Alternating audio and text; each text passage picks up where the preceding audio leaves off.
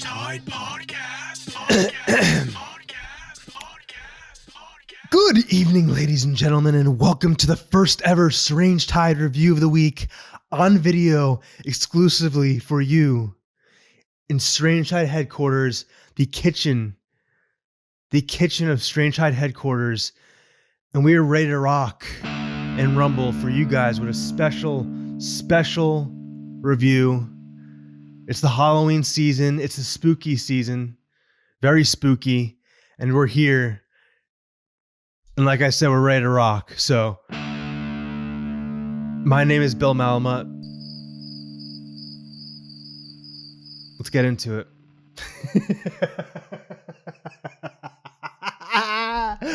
You fucking idiot. You fucking idiot.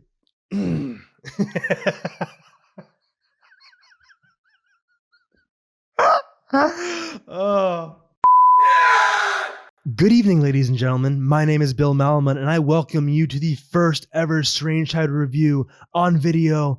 And it is the Halloween season, baby. It is spooky season, and we are ready to rock. We are excited at Strange Tide headquarters with this special edition of the Strange Tide review, this Halloween edition. And it's me and you, baby. Me and you. It's on. It is on. You know? That's what we're doing. And on this Strange Tide review, this first ever Strange Tide review on video, this Halloween edition of the Strange Tide review on video, we are reviewing Halloween Ends. That's right, ladies and gentlemen, we are reviewing Halloween Ends, and I have so many thoughts, mostly bad. Halloween Ends, the third and final film in the sequel trilogy to the original Halloween in 1978, directed by David Gordon Green.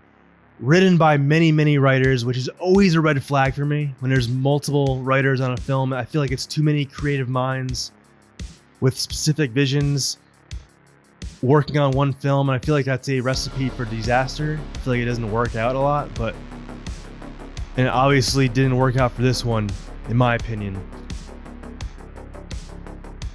This movie, I have a lot of thoughts about this movie.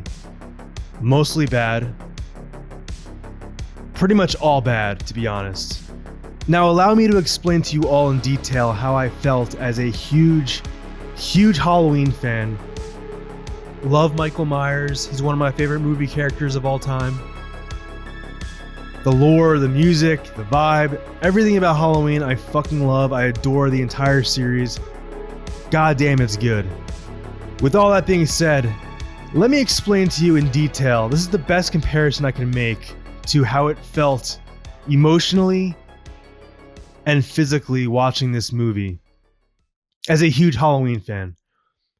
Now, maybe I've been watching a little bit too much Dahmer.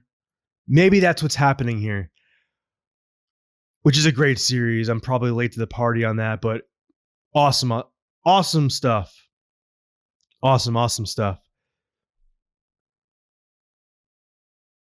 Watching this movie for me, as such a big fan, was like if Jeffrey Dahmer was drilling into my skull, into my brain,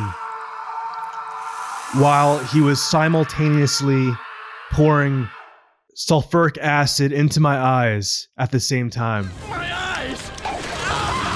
That's what it felt like watching this movie for me as a Halloween fan. I mean, what the fuck happened, guys? You know? What happened? What the hell? What the hell happened here? There was countless avenues that you could have taken that were better than this one, and they took the worst possible avenue possible. You possess the knowledge. I mean, for me as a Halloween fan, this movie was an abomination. An abomination. I was sick watching this movie as a Halloween fan. There was actually a couple that left in the middle of the movie, and I haven't seen that in a while. I can't remember the last time I've seen that. And I could hear the dude be like, holy shit, this movie sucks. This was like right in the middle. And it was a part that was very justified. I was like, I kind of feel you on that one. I should have left too. It was a scene that was definitely justified on being walked out on. And yeah, he just left. And that was it. That was the last time I saw him. But this movie, man, was a mistake. It was a mistake. It was a mistake. The movie opens up with this cold opening, and it introduces us to this new character named Corey. He's babysitting this kid, and something horrible happens, which in turn traumatizes him for life. It's jaw-dropping. It is a shocking opening where you're like, holy shit, this movie is going to be good, and this movie is pretty sick. That was crazy. But you have no idea what the context of the scene is or how it relates to Michael Myers. Let me tell you, ladies and gentlemen, Michael Myers is in this movie for like 10 minutes total. A Halloween movie has Michael Myers pretty much sitting on the bench. I mean, what the hell, you know? What the hell? The balls to make a Halloween movie. Now, I know it's been done before with Halloween 3, awesome movie. But to conclude a 44-year legacy with this film is just, it's inacceptable. It's inacceptable. Inacceptable. It's unacceptable, you know? Inacceptable. I mean, I don't know what they were thinking with this one. It's like a lot of movies have the same trend where they bring in a fresh new character when they have characters that we know and love, and they bring in these new characters that we don't really give a fuck about, you know?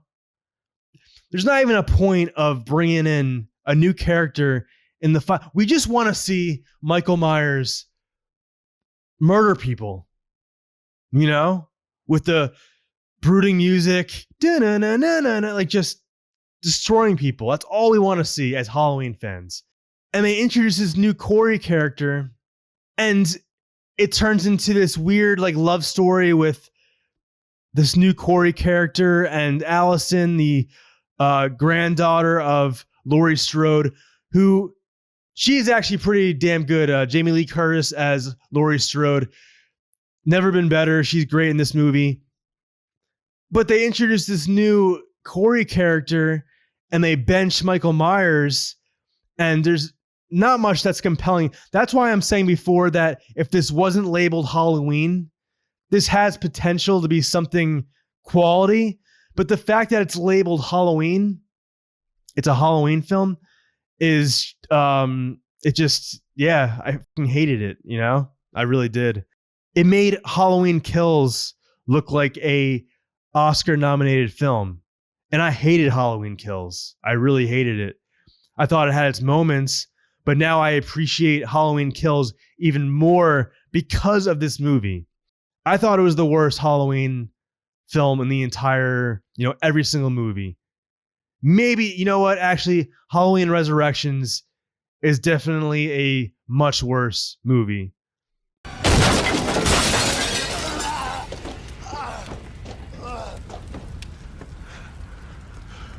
Trick or treat, motherfucker. But this is probably second to last in being horrible, you know, in the Halloween world in relation to the other films.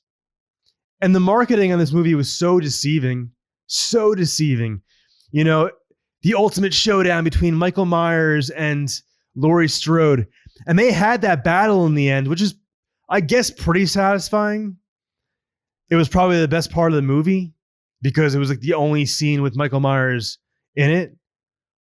I mean, I'm not even kidding. It was like, yeah, Michael Myers. Like, we really don't need him in this one. The final film in the entire, you know, trilogy. We really don't need him, you know? So we're going to have Corey, this random guy, come in. I shit you not. There's a scene where Michael Myers, he passes his evil. He passes his evil to another character and winds up getting weaker. And then the character that he passes evil to becomes evil. And, he was wearing glasses before. And then, I guess the surplus of evil that he was able to acquire from Michael Myers gave him perfect vision. And that was like a scene. I will say that the cinematography was awesome. The score was awesome.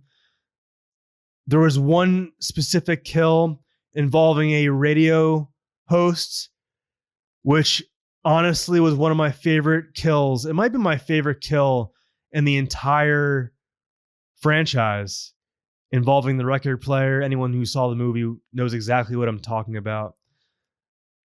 I love that scene. It was like dark humor and it was perfect. But outside of those three things, there wasn't really anything redeeming about this.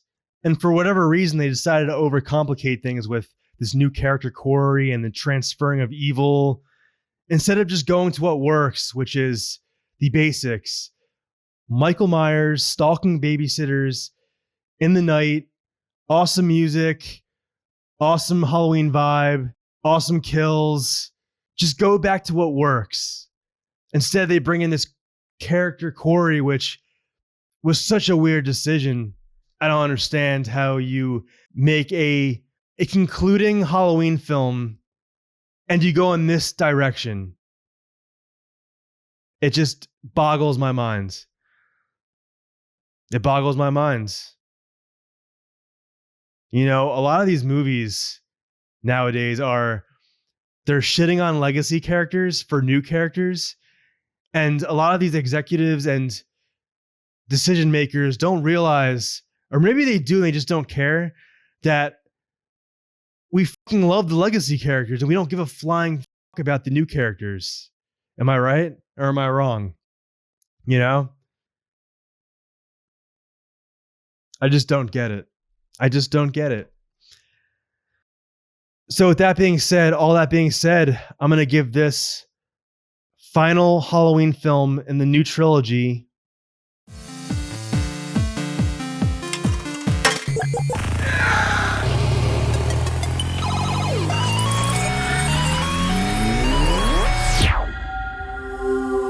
D.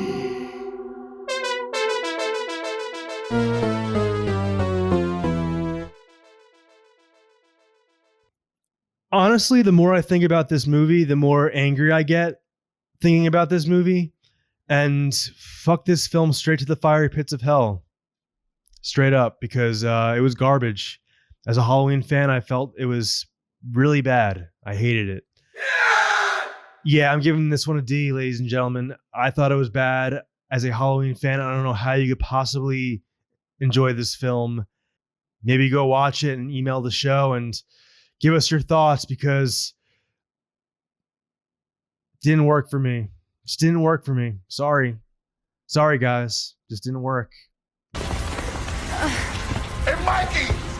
Happy fucking Halloween!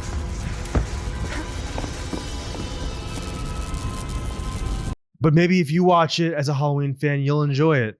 Who knows? If you've watched the other movies in the trilogy, you probably should watch this one to see how it concludes, But you might be disappointed like I was. Don't say I didn't warn you.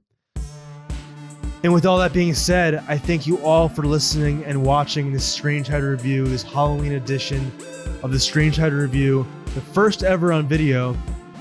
And I really appreciate it. You know what I mean? I know. So thank you again. Take care now. Bye-bye then. And stay strange, my friends. It's the Strange Hyde Podcast.